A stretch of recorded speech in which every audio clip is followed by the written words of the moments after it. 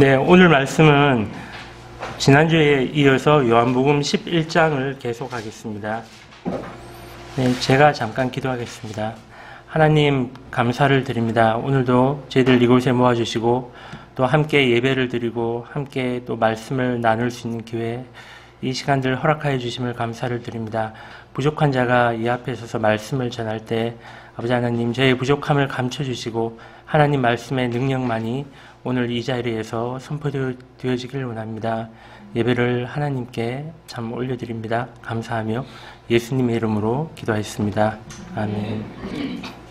1절 2절 이제 나사로라 하는 어떤 사람이 병들었는데 그는 마리아와 그녀의 언니 마르다의 고을 베다니 출신이더라. 그 마리아는 향유를 예수님께 붓고 자기 머리털로 그분의 발을 닦던 자더라. 그녀의 오라비 나사로가 병들었더라. 나사로, 마르다, 마리아 세 남매는 베다니라는 곳에 살고 있었습니다. 이곳은 유대 지역에 있었고 이 유대 베다니는 예루살렘에서 남동쪽으로 3.2km 정도 떨어진 곳에 있는 작은 마을이었습니다. 거기서 예루살렘까지는 천천히 하룻길이고 3.2km라면 사실 하루도 안 걸렸을 것입니다. 베다니는 문자적으로 하면 가난한, 고통당하는 자들의 집이라는 뜻입니다. 실제로 그 도시 주변에 가난하고 병든 자들을 돌보는 의료보호소가 있었다는 역사적인 증거가 많습니다. 그런데 요한복음에는 베다니라고 하는 동네가 한 군데 더 나옵니다. 실제로는 베다니라는 동네가 곳곳에 있었다고 합니다. 그러니까 베다니는 도시 이름이라기보다는 각 도시에서 우리식으로 말하자면 달동네 같이 어려운 사람들이 사는 곳을 나타내는 이름이라고 보입니다. 예전에 대구에도 달동네가 있었고 서울에도 달동네가 있었고 그러지 않았습니까? 그런 의미에서 요한복음에 나오는 한 군데 더 나오는 베다니는 요한복음 1장 28절에 나옵니다. 요한복음 1장 28절 이 일들은 요한이 침례를 주던 곳인 요단강 건너편 베다바라에서 일어났더라. 즉 요단강 건너편에도 달동네 베다니가 있었는데 그곳의 이름이 베다바라였습니다. 그래서 이 베다바라는 다른 성경 사본이나 번역판에서는 베다니로 기록을 하고 있습니다. 개역 한글을 비롯해서 많은 성경에서 베다니라고 얘기하고 있습니다. 이곳 역시 가난하고 고통당하는 자들이 많이 모여 산 곳이었던 것 같습니다. 그래서 다른 사본에는 요단강 동편 베다니라고 기록되어 있습니다.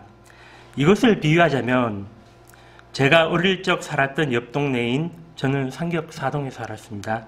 상격 1동이 달동네였습니다.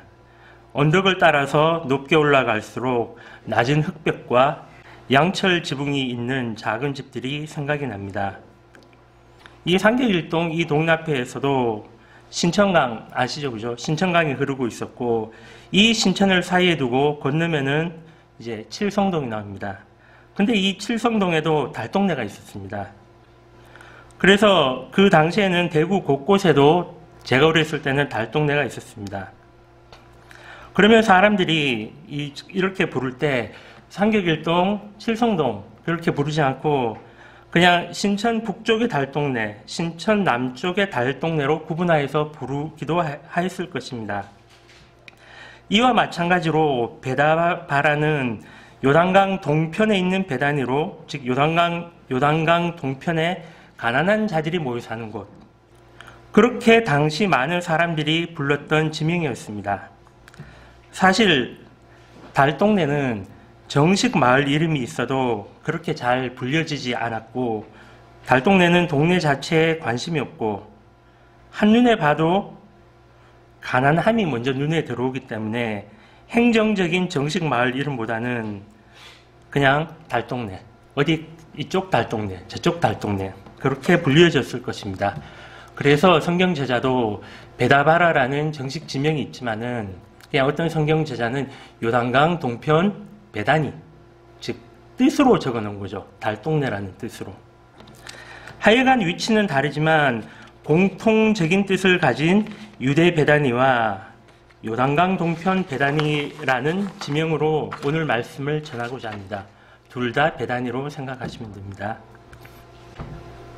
요한복음 1장 28절에 이어서 이제 요한복음 10장 40절은 1장 28절과 같은 곳임을 말하고 있습니다. 10장 40절에 다시 요단강 건너편 곧 요한이 침례를 주던 곳으로 가셔서, 그러니까 요단강 동편 베다니죠. 거기 거하시니, 즉 예수님은 요한이 처음에 침례를 주던 곳 요단강 동편 베다니에 예수님은 머무셨습니다. 이제 3절과 5절을 보겠습니다. 11장 3절과 5절을 보면 그러므로 그의 누이들이 그분께 사람을 보내어 이르되 주여 보소서 주께서 사랑하시는 자가 병들었나이다 하매 5절에 이제 예수님께서 마르다와 그녀의 여동생과 나사로를 사랑하시더라. 3절에 사랑하시는 이라는 말은 원어로 볼 때나 한국어로 볼 때나 현재 시제로 쓰였습니다. 그러니까 나사로를 지금 이 순간에도 사랑하신다는 것을 의심하지 않습니다. 이 현재 시제로 예수님은 5절에 사랑하시더라라는 말로 대답을 해주십니다.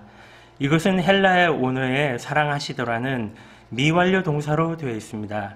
미완료라는 것은 아직 끝나지 않고 계속되고 있다는 말입니다.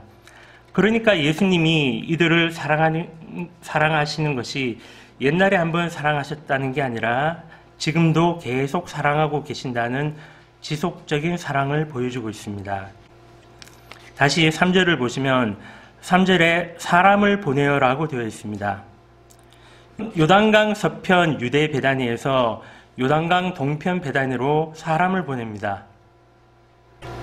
어쨌든 이 두 곳의 거리는 대략 30km 정도이고 소식을 전하는 발 빠른 사람들, 그죠?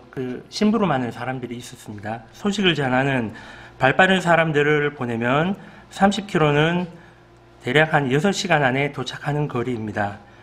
사람의 자연스러운 걸음이 시속 4km 정도라고 하고 사람이 빠르게 걸으면 6km 정도 나온다고 합니다. 속도는 뭡니까? 시간분의 이동거리. 우리 이과 나오신 분들은 압니다. V는 T분의 S. 그러면은 이제 이렇게 연산하면 거리 30km인데 6시간 이렇게 하면 그죠? 이게 대략 나오죠, 그죠?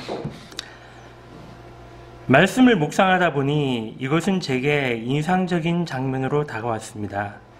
요단강 건너편 베다니에 예수님이 머무시고 예루살렘 가까운 베다니에는 나사로가 죽어가고 있고 베다니에 계신 예수님, 또 베다니에서 죽어가는 나사로, 베다니에서 베다니로 올라가시는 예수님, 베다니에서 나사로를 살리시는 예수님.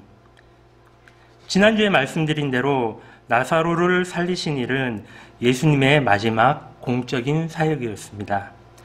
공적인 사역의 마지막 순간에 예수님은 베다니의 예수님이었습니다. 가난하고 고통당하는 자들 가운데 계시는 예수님. 이것은 또한 마음이 가난하고 힘든 사람들 가운데 계시는 예수님. 마음이 가난하고 고통스러운 것은 누구에게나 다 있습니다. 사람마다 기준이 달라서 그렇지 힘든 당사자들에게 그 누가 그건 별거 아니야 그렇게 얘기를 해도 당사자들에게는 이것이 크게 생각되는 것들이 있습니다. 어찌되었던 이 가난함이 물질적이든 정신적인 것이든 의미하는 바가 크게 다가옵니다. 또한 이것은 하나님이 가끔 우리에게 무관심하지 않나 생각이 될 때도 역설적으로 위로가 되는 말씀이기도 합니다. 인생의 많은 순간에 하나님이 나를 외면하는 듯하게 생각이 될 때에도 하나님은 그렇지 않다. 나는 너와 같은 베다니에 머물고 있다고 말씀하시는 것 같습니다. 이러한 측면에서 더 생각해 볼 것은 예수님은 나사로가 죽어간다는 말을 전해 듣고서도 이틀을 요단강 동편 베다니에 머물러 계셨습니다. 이것은 언뜻 이해하기 어려운 일이지만 이틀 동안 예수님이 하신 일은 11장 41절을 통해서 짐작할 수가 있습니다. 41절 그때에 그들이 죽은 자를 둔 곳에서 돌을 옮겨 놓으시니 예수님께서 눈을 드시고 이르시되 아버지여, 아버지께서 내 말을 들으신 것을 감사하나이다. 내 말을 들으신 것을 감사하나이다. 이것은 이틀을 요단강 동편 베다니에 계셨어도 이들 3남매를 위해서는 이미 기도를 하고 계셨음을 알 수가 있습니다. 이 기도를 통해 또한 알 수 있는 것은 예수님은 유대 베다니에는 안 계셨지만 동시에 이미 그곳에 계신 것과 같았다는 것입니다. 예수님은 이미 나사로 가족의 슬픔에 동참하고 계셨다는 것을 미루어 알 수가 있습니다. 그리고 예수님은 아끼시고 사랑하시는 이 3남매의 어려움을 얼마나 도와주고 싶으셨을까요? 그러나 4절을 통해서 하나님의 영광을 드러내고자 하는 더 큰 계획이 있으심을 말씀해 주셨습니다. 예수님께 도움을 청하고 나흘이나 지나더라도 그래서 우리 인생에 가끔 하나님이 더디다고 생각하시는 많은 순간들이 있을지라도 그러나 확실한 것은 시간이 걸려도 하나님은 결국 모든 일을 아름답게 만드신다는 사실입니다. 전도서 3장 11절 그분께서 자신의 때에 모든 것을 아름답게 만드셨고 또 그들의 마음속에 세상을 정하여 두셨으므로 아무도 하나님께서 만드시는 일을 처음부터 끝까지 알아낼 수 없도다. 즉 이것을 거꾸로 읽어보면 즉 하나님께서 만드시는 일을 처음부터 끝까지 알 수는 없으나 하나님은 자신의 때에 모든 것을 아름답게 하실 거라는 것입니다. 이제 나사로의 누이들이 주께서 사랑하시는 자라는 말을 예수님께 전달한 것을 생각해보면 마르다와 마리아의 심정을 알 수가 있습니다. 나사로가 병들었나이다 라고 하지 않고 주께서 사랑하시는 자라는 말을 써서 이렇게 예수님께 그 말을 전달하였습니다. 이것은 예수님께 반드시 나사로를 살려달라고 하는 간절한 외침이었습니다. 21절 보시면 그때에 마르다가 예수님께 이르되 주여 주께서 여기 계셨더라면 내 오라버니가 죽지 아니하였으리라. 그래서 21절 이 말에는 마르다의 약간의 원망이 담겨 있음을 또한 볼 수가 있습니다. 혈육의 죽음은 무엇보다 감당할 수 없는 큰 슬픔이지만 가족을 잃는다는 것은 가장 큰 슬픔인 것 같습니다. 그러한 슬픔이지만 물질적인 여유가 없는 가난한 집에서 가장 역할을 하던 가장의 죽음이란 것은 경제적인 어려움이라는 또 다른 위기를 가져오는 너무나도 힘들고 고통스러운 일이기도 합니다. 당시 유대 사회를 보면 여성들이 감당할 수 있는 직장 같은 것은 거의 없던 거나 마찬가지였습니다. 모든 것이 남성 중심으로 움직이던 사회였고 그래서 짐작컨대 이들 가족의 생계를 책임져야 했던 나사로의 죽음은 그렇지 않아도 달동네에 살 정도로 가난한 3남매에게 앞으로 더욱 힘들게 살아갈 수밖에 없다는 미래의 현실과 마주치는 일이기도 했습니다. 그렇다면 가장이었던 나사로는 자신의 생명의 불꽃이 서서히 꺼져감을 느낄 때 무슨 생각을 했을까요? 당시 사회를 보면 여성들이 경제적으로 돈을 벌 수 있는 구조가 아니라서 반드시 예수님이 오셔서 나를 고쳐주셨으면 살려줬으면 하는 생각을 계속하였고 또 그렇게 예수님을 기다리며 하루하루 버티었을 것입니다. 그러나 끝내 예수님은 오지 않으셨고 아마 나사로는 도대체 나에게는 왜 이러시나 생각을 하며 죽었을지도 모릅니다. 생판 몰랐던 사람도 말씀 한마디로 살리셨던 분이신데 나에게는 우리 가족을 사랑하신다고 말씀하신 예수님은 왜 나를 외면하시나? 하지만 그래도 아마 마지막 순간에는 하나님께 두 누이를 보살펴 달라고 기도하면서 죽었을 거라고 생각을 해봅니다. 아마 저도 죽는다면 이 땅에 남겨진 집사람과 딸내미의 앞으로의 삶을 위해 하나님께 기도하며 죽었을 것이라고 생각합니다. 저는 이런 말을 하면 감동의 겨운 표정으로 저를 바라볼 줄 알았더니 고개를 절레절레. 네, 어쨌든 뭐 부인을 하든지 안 하든지 저는 그렇게 하나님께 기도를 하였을 것입니다. 마르다와 마리아는 예수님께 사람을 보내어 기다린 지 나흘 동안 수많은 생각이 들었을 것입니다. 기다림의 초조함 속에서 예수님이 오실 거라는 소망이 들 때도 있었고, 이제 곧 예수님이 오실 거야.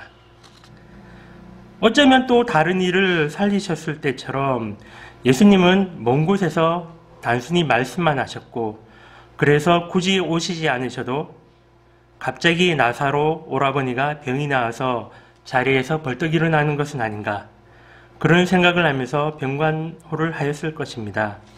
그러나 기대와 달리 죽음이라는 이별의 순간이 왔고, 나사로에게 아무런 조치도 안 하신 듯 보이는 예수님의 행동은 많은 생각에 혼란을 주었을 것입니다. 그럼에도 불구하고 죽음이라는 이별의 슬픈 순간이 닥침에도 마르다와 마리아는 이해는 못할지언정 예수님을 배척하거나 예수님 오셨을 때 장례식장에 발도 못 들여놓게 하거나 그렇게 하지는 않았습니다. 이것은 30절에 마르다가 예수님을 맞으러 마을 입구까지 간 것을 보면 그러함을 알 수가 있습니다. 또한 21절, 24절을 보면 마르다의 예수님에 대한 고백을 통해서 마르다는 의외로 믿음으로 잘 극복하고 있음을 보여주기도 합니다.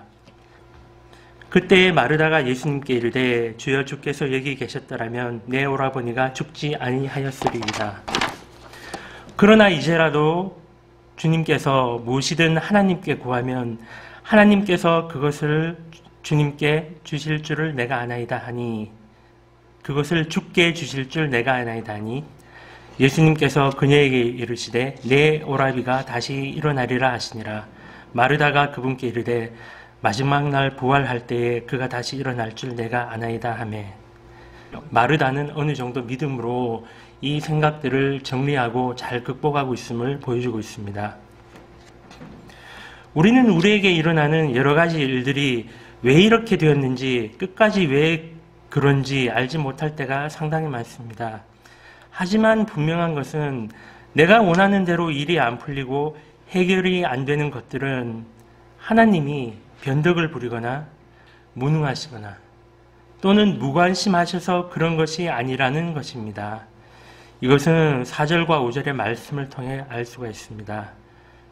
4절 보시면 4절에 하나님의 영광을 위한 것이니 라는 말씀을 통해서 이것은 결국 하나님의 영광을 위한 일이며 지금 당장 우리가 못 보는 것뿐이지 나사로 3남매에게 일어나는 일을 통해서 분명히 언젠가는 우리가 깨닫게 될 것이라는 것을 알려주고 있으며 5절 마지막에 나사로를 사랑하시더라, 이 말씀을 통해서 하나님께서 이렇게 하시는 그 이유가 무엇이든지 간에 이 모든 것을 허락하시는 하나님의 중심 동기는 사랑이라는 것입니다.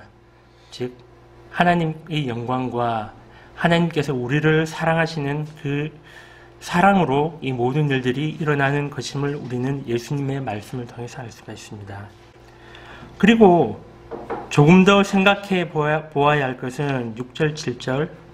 그러므로 그분께서 그가 병들었다는 것을 들으신 뒤에 자신이 계시던 같은 장소에서 이틀을 더 머무시고 그 뒤에 자기 제자들에게 이르시되 우리가 다시 유대로 들어가자 하시매, 요단강을 건너야 했던 구약의 이야기를 잠깐 하겠습니다.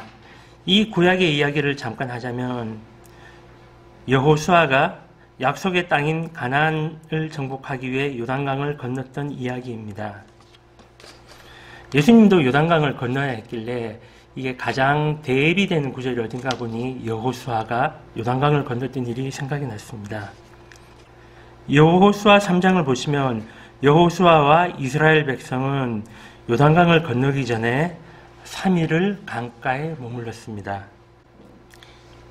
여호수아 3장 1절, 또 여호수아가 아침에 일찍이 일어나서 그와 모든 이스라엘 자손들과 더불어 시딤에서 떠나 요단에 이르러 건너가기 전에 거기서 유숙하니라. 사흘 후에 관리들이 진중으로 두루 다니며 백성들에게 명령하여 이르되 너희는 레위 사람 제사장들이 너희 하나님 여호와의 언약궤를 메는 것을 보거든 너희가 있는 것을 떠나 그 뒤를 따르라.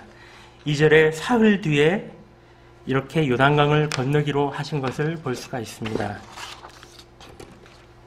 여호수아의 이름이 예수아, 즉 여호수아와 예수님은 같은 이름이죠, 그죠?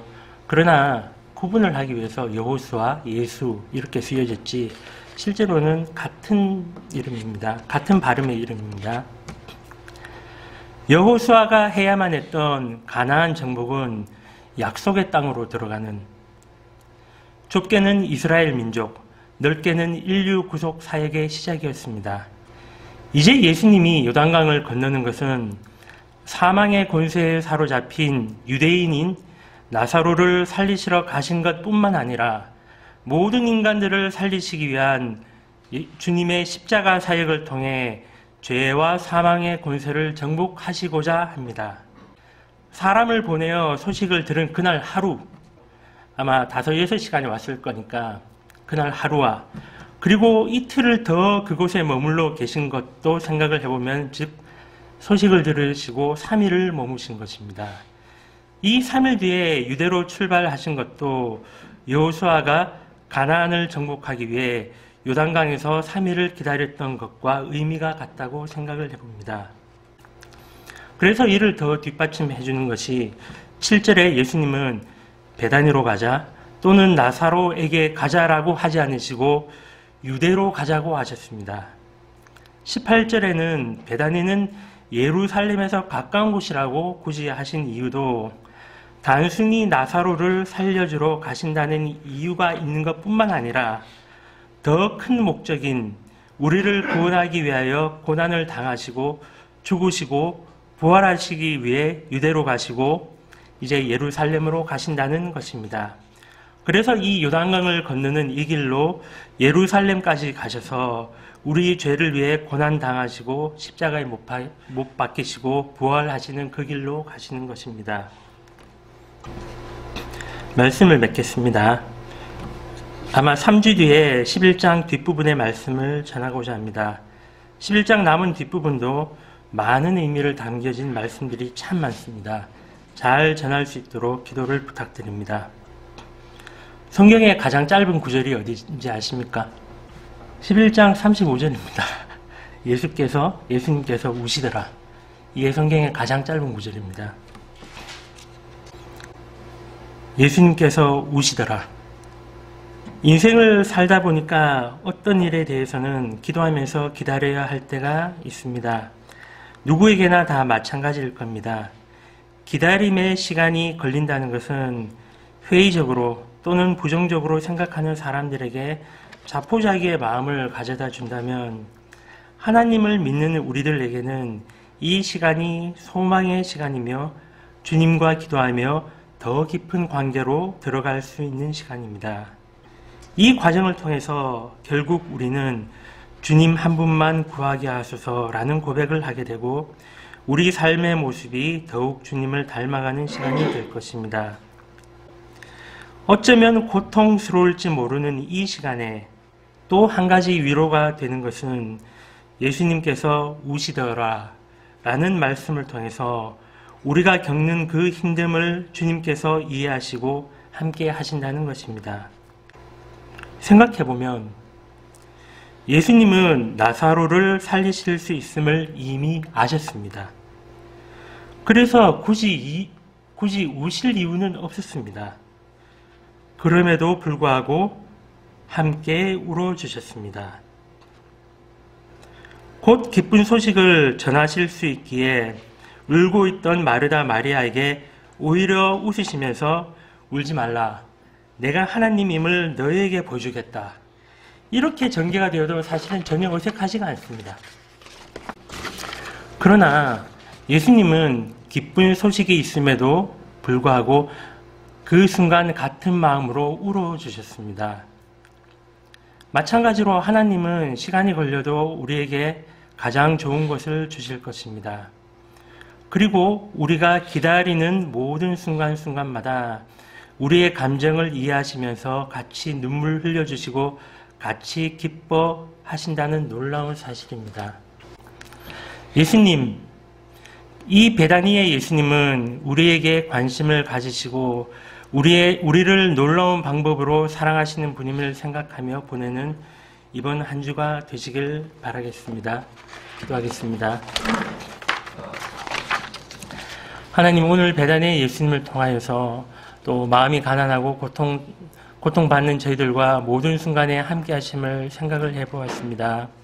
하나님, 그리하여 우리가 겪는 이 어려움의 시간 가운데 우리가 더욱더 주님만 소망하게 하시고 주님 한 분만 구하게 하시고 주님께만 소망을 두는 저희들 되기를 원합니다. 이 시간 하나님께 기도를 하면서 더욱더 많은 하나님과의 교제를 통해서 저희를 더욱 주님을 닮은 모습으로 변화시켜 나가는 그러한 시간 되게 하나님 인도하여 주시옵소서. 아버지 하나님, 하나님의 사랑은 놀랍고 우리가 생각할 수 없는 방법으로 우리를 사랑하심을 또 저희들 오늘 이 말씀들을 통해서 오늘 다시 한번 상고해 보았습니다.